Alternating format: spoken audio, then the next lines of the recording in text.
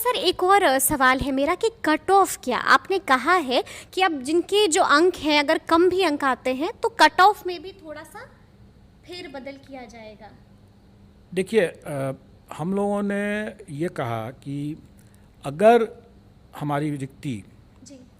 75% से नहीं भर पाती है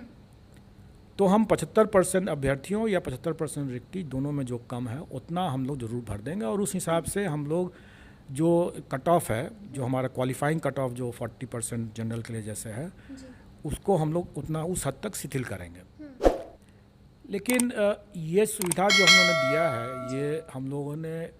चूँकि हमें मालूम नहीं था कि प्रश्न का स्टैंडर्ड क्या है, अभ्यर्थियों के लिए का क्या स्टैंडर्ड है,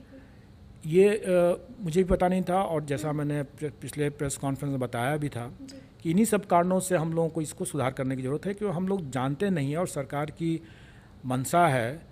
वैसे सरकार के ऊपर लोग हमेशा आरोप लगा रहे थे कि सरकार नहीं चाहती है नियुक्ति करना, जबकि इसके ठीक उलट सरकार की मंशा है कि अधिक से अधिक नियुक्ति देना। और आप इसी कारण से हम लोगों ने कहा कि भाई अगर गलत लोग बयानबाजी कर रहे हैं, गलत बयानबाजी कर रहे हैं कि भाई सरकार की मंशा ही नहीं है, तो सरकार अपनी मंशा दर्शा रही है कि भाई हम 75% तक का हम भर देंगे। तो मुझे नहीं लगता है कि उसके कारण से मुझे जो वर्तमान में कोई शिथिल करने की ज़रूरत है क्वालिफाइंग को। लेकिन ये एक प्रोविज़न किया गया इसलिए कि लोगों को लगे कि हाँ, सरकार की मंशा भी है नियुक्ति करने की, हमारी मंशा है नियुक्ति करने की, और अगर बाई चांस कोई ऐसे मामले में अगर नहीं भर पाते हैं तो हम रिलैक्स करने के लिए तैयार हैं। और ये बात आपने देखा होगा कि अभी हमारे जो 9th 10th या 11th 12th में हमें जो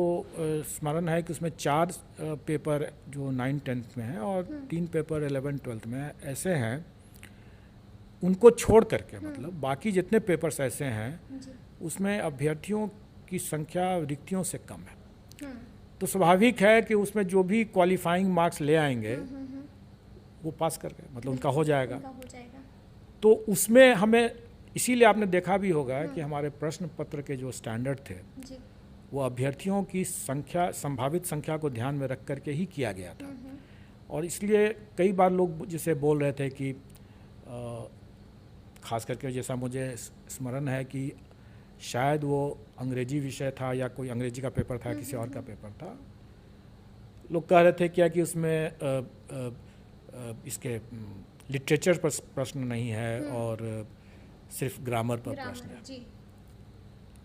तो पहली बात तो जो अभ्यर्थी जो इस तरह से अपने विचारों को रखते हैं,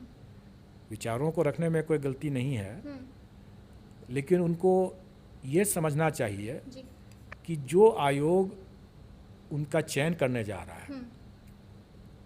उस आयोग के जो अपने विशेषज्ञ हैं उनसे ज़्यादा ज्ञानी वो तो नहीं है।